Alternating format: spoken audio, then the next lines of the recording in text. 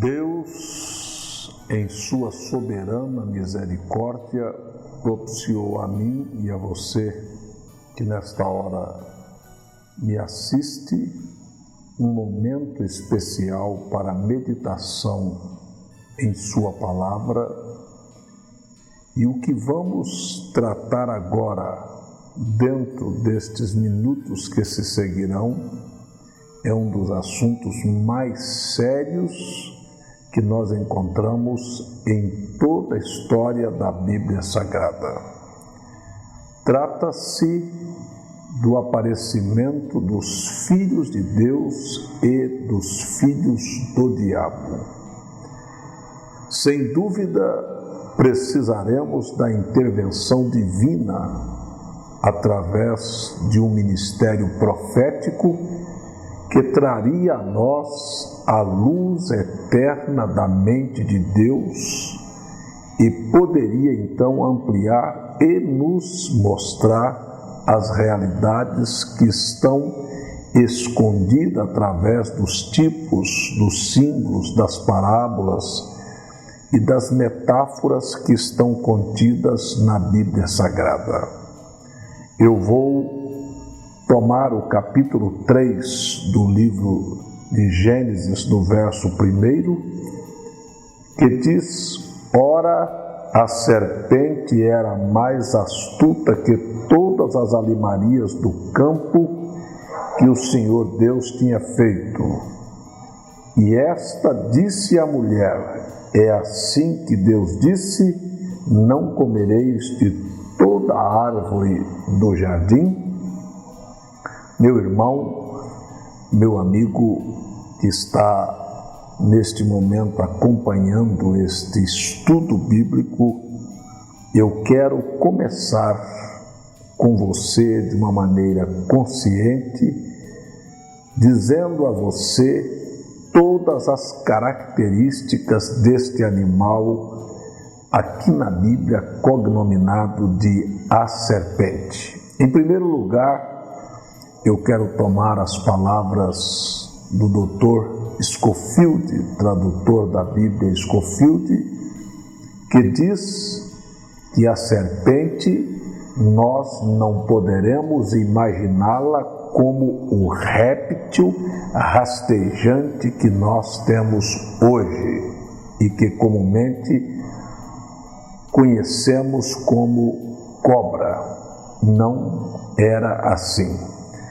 Segundo as Escrituras, este animal era belo, era um animal que andava ereto, que falava, não algumas palavras decoradas como papagaio, mas que conhecia o idioma dos seres humanos e que tinha uma certa aproximação de Eva, de Adão, pois pôde conversar de maneira muito clara com Eva. Em primeiro lugar, este animal tinha um poder de persuasão tão grande que ele conseguiu convencer, seduzir a Eva a estar contra o próprio Deus. Para você entender do que se trata. O que nós vamos ver é que Deus havia feito um jardim, colocado seus filhos neste jardim.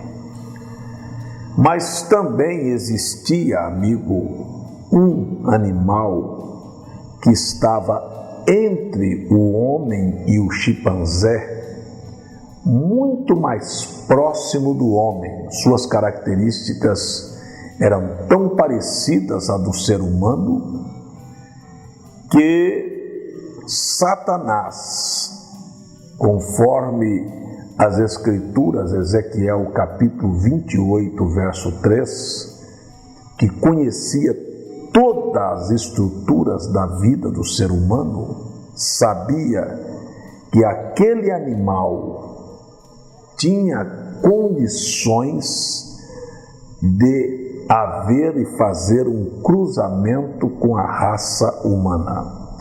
Devo abrir um parêntese para, neste momento, esclarecer a você que me assiste que muitos evangélicos pensam que houve uma encarnação, que o diabo desceu e se encarnou no animal chamado a serpente, como uma sessão espírita, para assim poder, então, trazer uma perversão à linhagem de Deus. Eu quero afirmar que o grande programa e o grande problema com Satanás é que ele sempre desejou ser adorado, a razão pela qual foi expulsa no céu e razão pela qual tenta de todas as maneiras aqui na terra fazer com que as pessoas se prostrem ante ele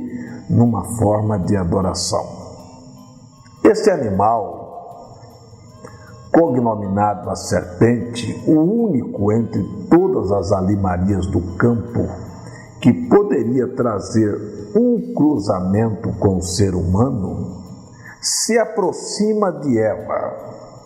Se você tomar as Escrituras realmente como elas são, você encontrará que não são minhas palavras, nem invencionice de homem algum, mas que o apóstolo São Paulo, inspirado pelo Espírito Santo, em sua segunda carta aos Coríntios, no capítulo 11, faz uma afirmação que Eva foi desvirginada pela serpente, ou seja, perdeu sua virgindade, fora conhecida pela serpente antes que seu marido a conhecesse. A pergunta da serpente, ela é capciosa, e através da simbologia do comer, não uma fruta, mas o fruto, conforme a Bíblia, pois a Bíblia não fala de uma fruta, fala do fruto, está aqui um ato sexual escondido atrás desta simbologia do comer. Em primeiro lugar, nós vamos encontrar no livro de Gênesis 3 vezes sendo mencionado uma certa árvore diferente de todas as árvores que existiam no Jardim do Éden. Esta é a árvore da vida. E nós sabemos que a árvore da vida é nosso Senhor Jesus Cristo. E que o fruto produzido por esta árvore é vida eterna. Mas também encontramos a própria Bíblia falar de uma outra espécie de árvore, chamada de árvore da ciência do bem e do mal.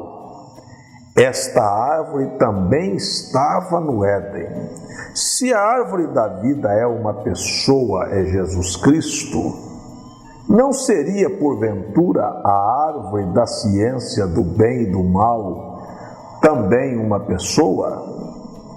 As Escrituras atestam em Ezequiel 28, verso 14, que este ser maligno, Satanás, estava no Éden, no jardim de Deus.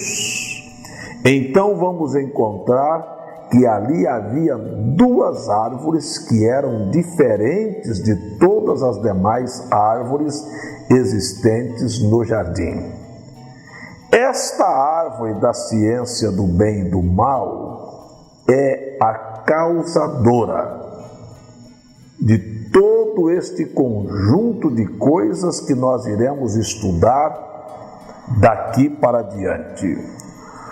O capítulo 3, o versículo 6, atesta que a árvore em que a serpente capciosamente perguntou a Eva se podia comer ou não podia comer. A pergunta é capciosa. De toda árvore do jardim, Deus disse para vocês não comerem? E aí então você veja que ela capciosamente arrasta Eva para uma definição da árvore que não podia se comer. E ela diz então, não, de todas as árvores podemos, mas desta disse Deus, não coma, porque o dia em que dela comerdes, certamente morrerás. A astúcia de Satanás, meu amigo, é fazer com que você descreia da palavra de Deus. Ele não disse para Eva outra coisa senão tudo que ele fez foi acrescentar 3 letrazinhas: não morrerás. Muito pelo contrário, sereis como Deus, tendo uma visão clara e conhecendo o bem e o mal. Isto foi a proposta de Satanás, como sempre tem sido a proposta de Satanás, oferecer alguma coisa a mais do que Deus para as pessoas. Se tomarmos as Escrituras no capítulo 3, no versículo 6, vamos encontrar que a mulher viu que aquela árvore era uma árvore boa, agradável para se comer, e comeu do seu fruto, e depois então comeu com seu marido. Quando eu atestei que o ato de comer está na simbologia da Bíblia, representando um ato de adultério, quero tomar as palavras de Salomão, no seu capítulo 20, versículo 30, que afirma, no livro de Provérbios, que afirma: tal é o caminho da mulher adúltera, ela come, limpa sua boca e diz, não cometi maldade alguma. Veja, a Bíblia não está de maneira alguma condenando uma mulher adúltera por comer alguma coisa como uma pera, como uma fruta, como uma carne, mas pelo ato de adultério. Eu faço questão de corrigir a citação. Provérbios capítulo 30, versículo 20. Está assim escrito: o caminho da mulher adúltera é assim. Ela come, depois limpa a sua boca e diz, não fiz nada de mal. Esta é a expressão de Salomão. Agora, nós encontramos em Gênesis capítulo 3, versículo 7, que após Eva ter comido com seu marido este fruto, que eu estou atestando aqui que o pecado original veio através do ato sexual e que a serpente desvirginou a Eva antes que Adão a conhecesse.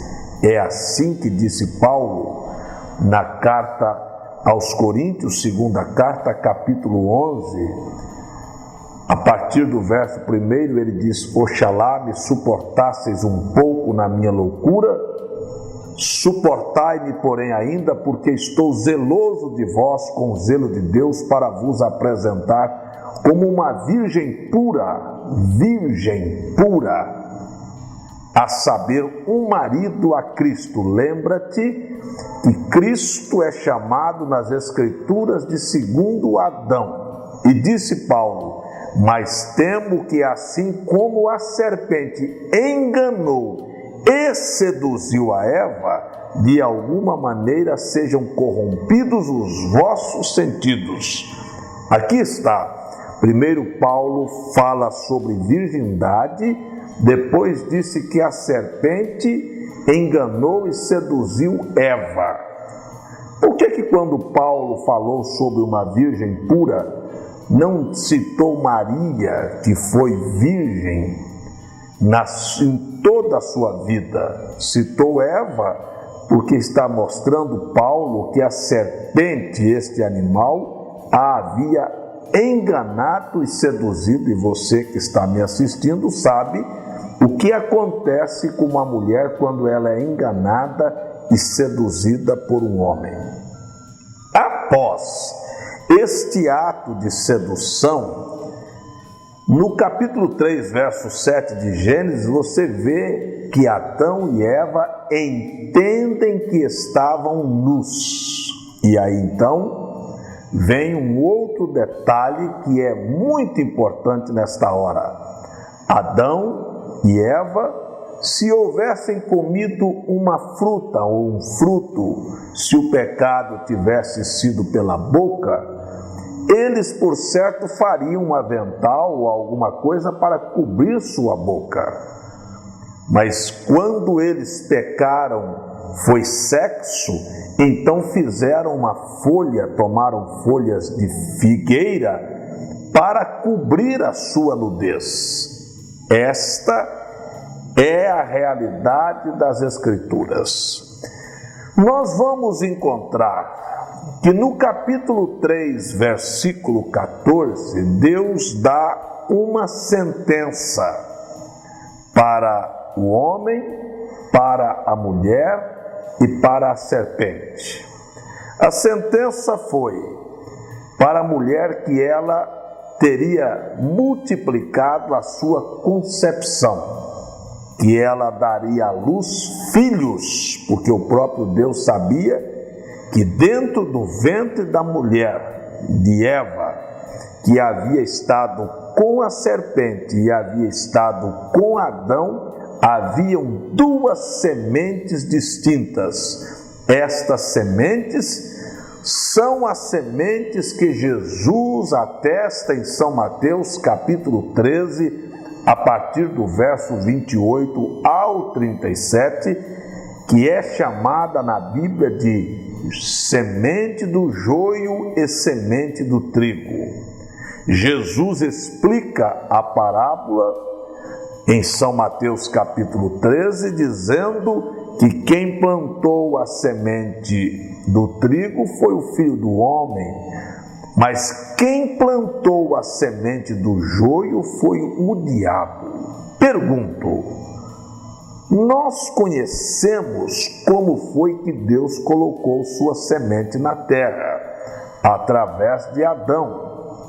Mas a minha pergunta é: se Satanás não tem poder criativo, não pode criar, e todavia a Bíblia atesta que ele tem filhos, pois a Bíblia chama-os de filhos do diabo, pergunto: como foi que Satanás conseguiu gerar filhos quando ele não tem poder criativo?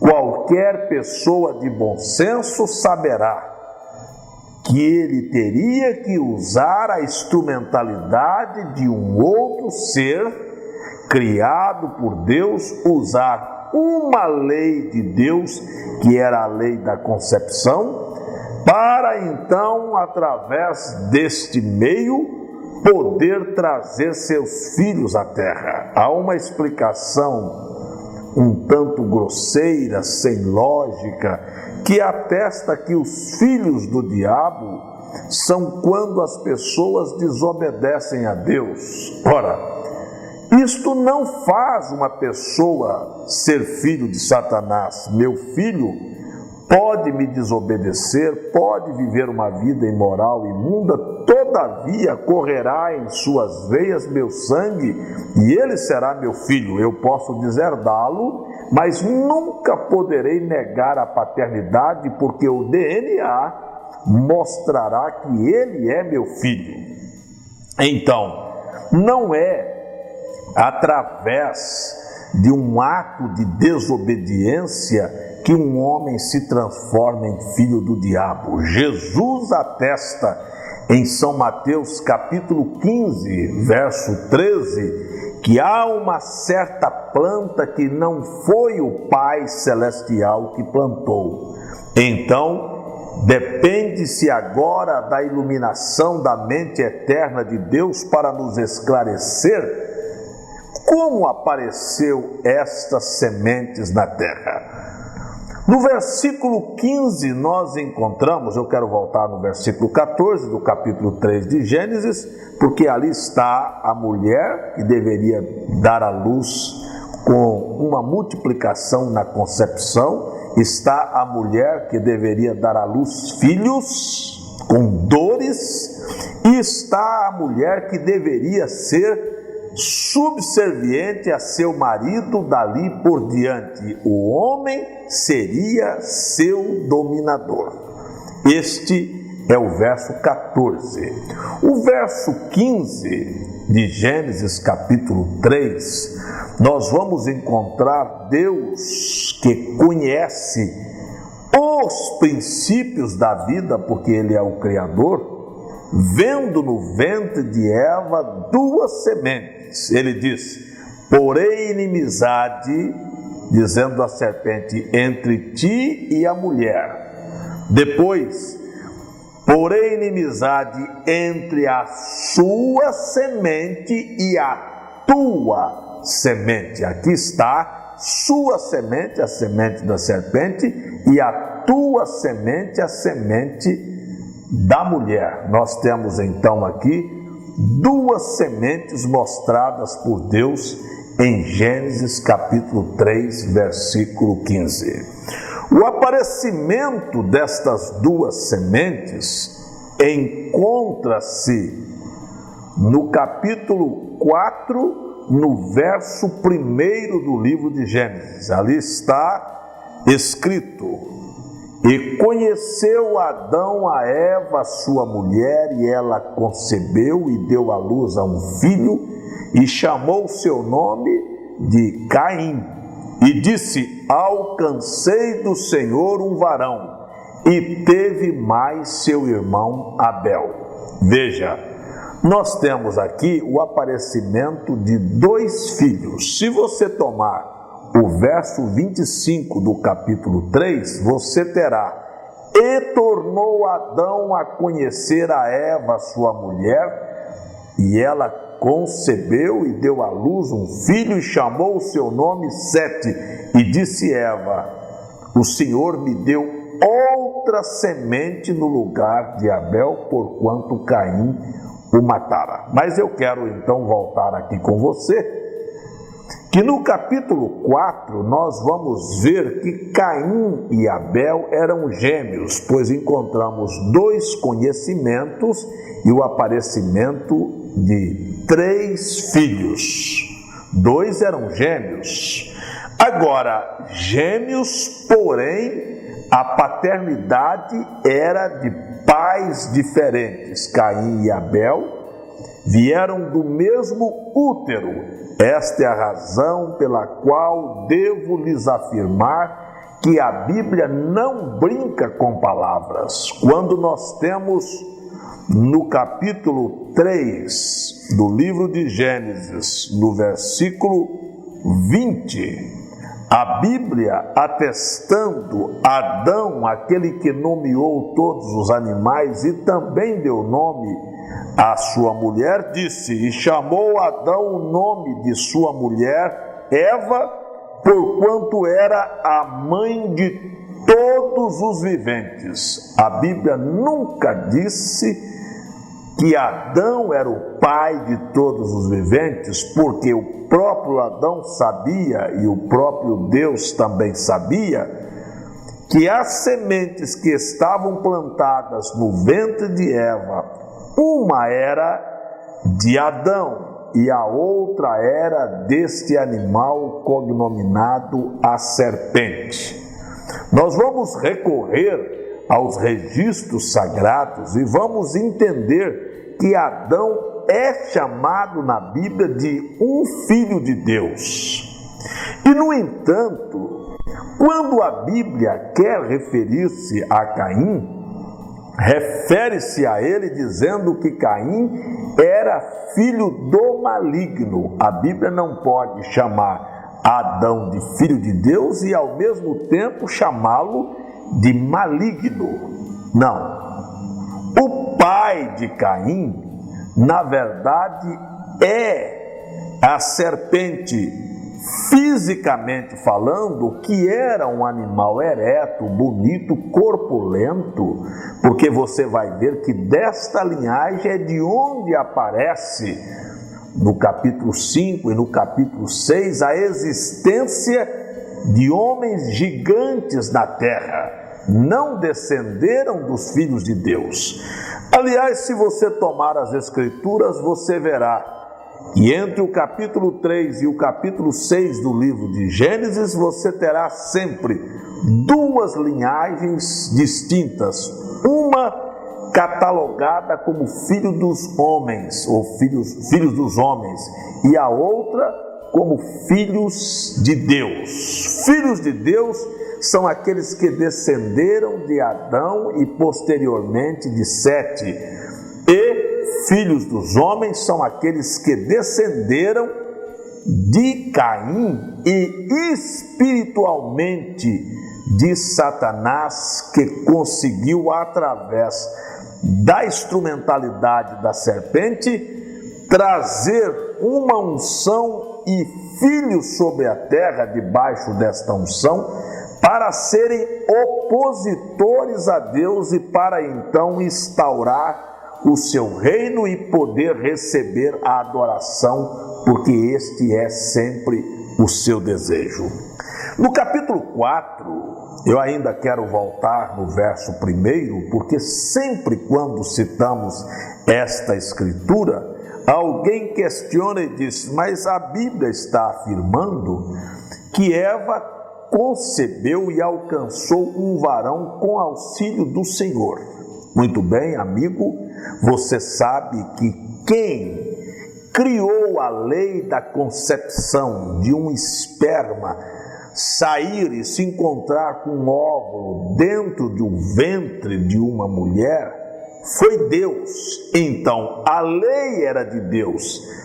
Eva não podia dizer que tinha alcançado do maligno, porque a lei pela qual ela engravidou era de Deus. Agora, a semente era da serpente, e você observa que a natureza de Caim era completamente diferente da natureza de Abel. A natureza de Caim, ela tem duas qualidades distintas. Primeiro, ela é brutal, animalesca, porque o seu pai era a serpente. Em segundo lugar, ela era agressiva e atrevida, porque seu pai espiritual era o diabo. Por isto, Caim faz afronta a Deus quando é interpelado por Deus com relação a seu culto. Nós vamos, então, fica respondido que alcancei do Senhor um varão, é Eva dizendo que havia alcançado através da lei que Deus criou, que é a lei da concepção, um varão. Porém, mais tarde, você vai ver que no verso 25, quando ela concebe de Adão, seu esposo, ela disse: alcancei outra semente.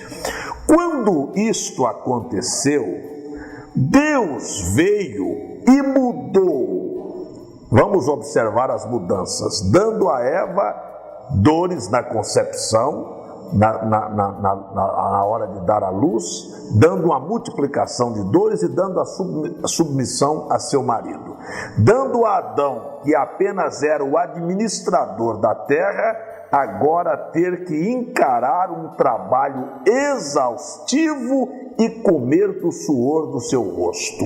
E a serpente, o animal ereto, belo, corpulento, que falava, inteligente, sagaz, Deus o destinou a andar sobre o seu ventre e se tornar este animal repugnante, este réptil repugnante que nós conhecemos, que é a cobra. Então eu quero agora tomar com você o capítulo 4, o versículo 2 e o versículo 3, onde encontramos as características de Caim e de Abel. A Bíblia disse que um era pastor de ovelhas e o outro era agricultor, lavrador da terra. E que espontaneamente ambos resolveram trazer uma adoração ao Senhor.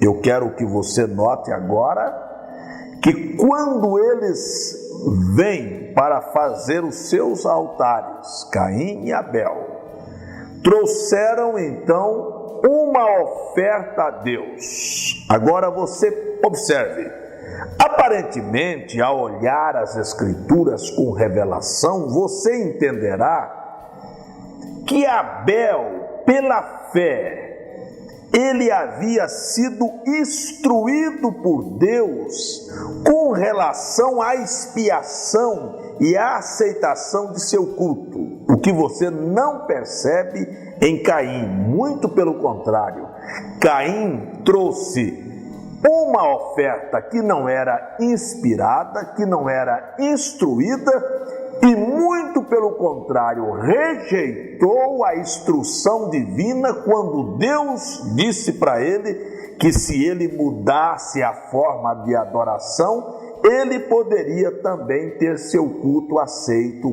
como o de Abel. Em outras palavras, Deus deu uma oportunidade para Caim mudar a forma de adoração.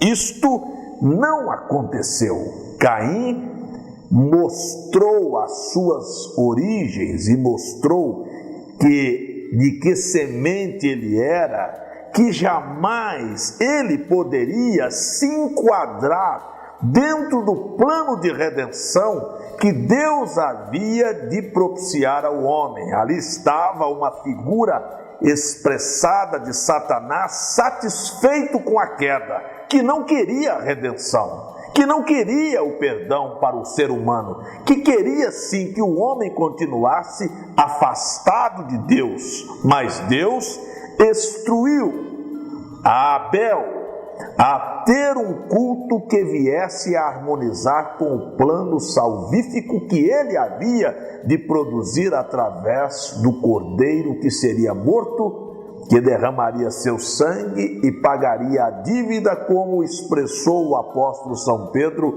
não com ouro, não com prata, mas com o precioso sangue de Jesus Cristo fomos resgatados da nossa vã maneira de viver. E na expressão de Paulo, que ele foi ao Calvário e rasgou a cédula do pecado, dando completa liberdade para nós. Eu quero que você observe comigo que Caim, este ser brutal, este ser animalesco, este ser atrevido, expressando aqui a imagem de seu pai espiritual, que era o maligno, conforme a primeira epístola de João, capítulo 3, versículo 12.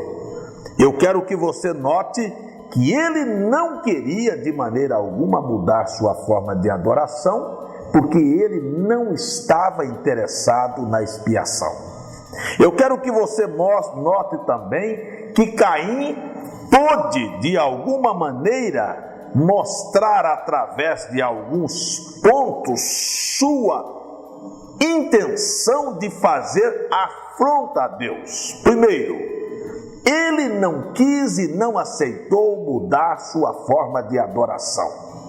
Eu quero vir a você e dizer, nós precisamos de abrir um parêntese aqui, antes de seguirmos neste comentário que estamos tratando sobre esta linhagem, para dizer a você que qualquer culto sem inspiração e sem seguir a instrução divina que vem pela fé e obediência à palavra de Deus é um culto reprovado e é um culto cainita.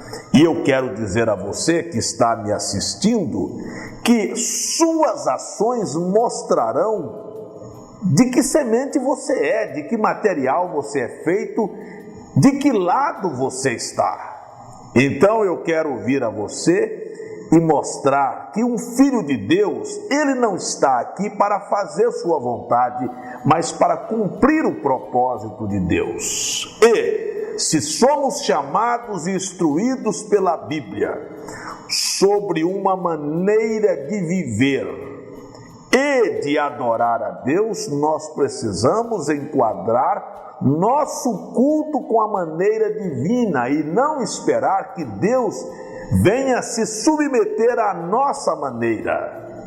Nós vamos olhar a Bíblia. Por exemplo, eu posso atestar a todos que estão me assistindo que só existe uma fórmula ou uma forma para que nós possamos ser batizados. E esta é em nome do Senhor Jesus Cristo.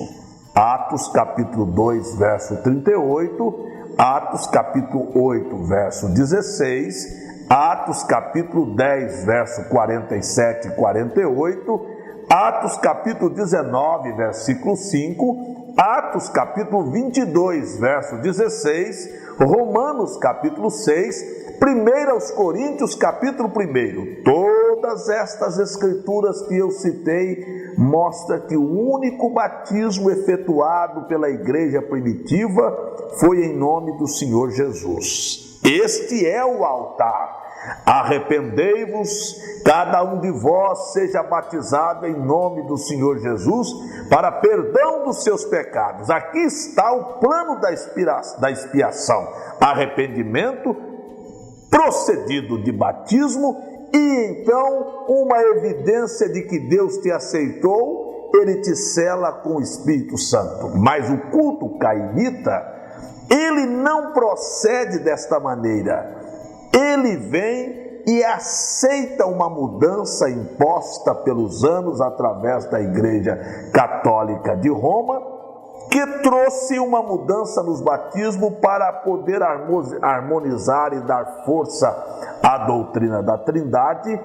Então ela batiza as pessoas nos títulos Pai, Filho e Espírito Santo. Jesus, em São Mateus 28, 19, exige um nome, e Pai não é nome, Filho não é nome, Espírito Santo não é nome. E então eu posso vir e mostrar que nenhum apóstolo batizou usando as palavras Pai, Filho e Espírito Santo, que isto é uma doutrina e uma fórmula católica para o batismo. Mas eu quero ver que semente é você. Deus falou para Caim, isto não combina com o plano da redenção.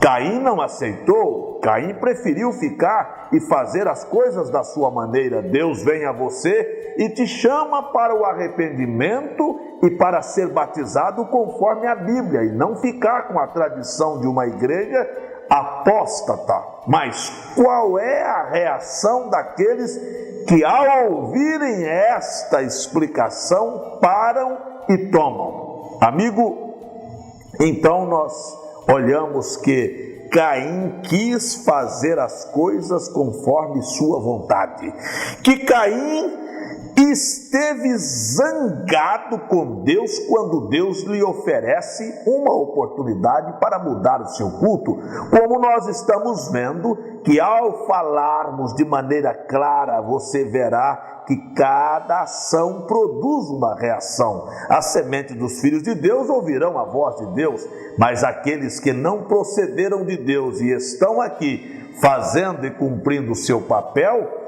como filhos do maligno e fazendo oposição a esta palavra, a Deus, à sua maneira, se põe zangado. Então você observe: primeiro, faz do seu jeito; segundo, fica zangado; terceiro, recusa mudar a forma de adoração; quarto, mata pela sua própria convicção. Ou não foi assim que a Igreja Católica, ao ser contestada pelos cristãos e não aceitarem suas heresias como a doutrina da Trindade, o batismo nos títulos Pai, Filho e Espírito Santo, que eu estou desafiando a todos os que estão me assistindo para me mostrar na Bíblia Sagrada onde se encontra pelo menos um batismo realizado pelos apóstolos, repetindo as palavras Pai, Filho e Espírito Santo.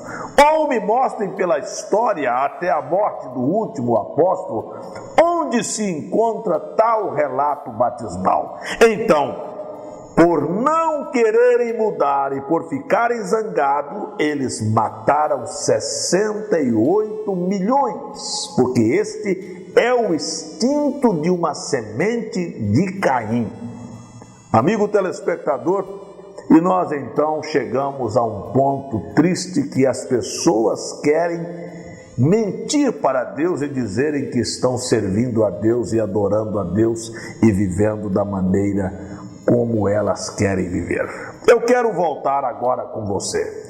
Então nós chegamos no capítulo 4 do livro de Gênesis, mostrando aos senhores que esta semente caimita, estes dois personagens, Caim e Abel, que viveram ali, um se torna um adorador e por causa da sua adoração inspirada, morre. A conversa vem no verso 8, quando Caim e Abel, depois da adoração, vão ao campo e então começa uma conversa. Eu não posso dizer porque a Bíblia omite, mas deixa-me fazer aqui uma inferência pessoal. Quem sabe Caim e Abel iam conversando e Caim então se antecipou e disse: por que Deus aceitou seu culto? E Abel lhe respondeu: você não sabe que o pecado original que minha mãe e tua mãe cometeu não foi comer uma fruta? Isto é, você está ainda no conto da carunchinha? Você está tentando enganar a Deus com estas flores e frutos que você trouxe sobre o seu altar? E Caim, respondendo a Abel, disse: o que você quer dizer com isto? Prestem atenção, eu estou fazendo uma inferência desta conversa que eles traçaram no campo. E ela então, Abel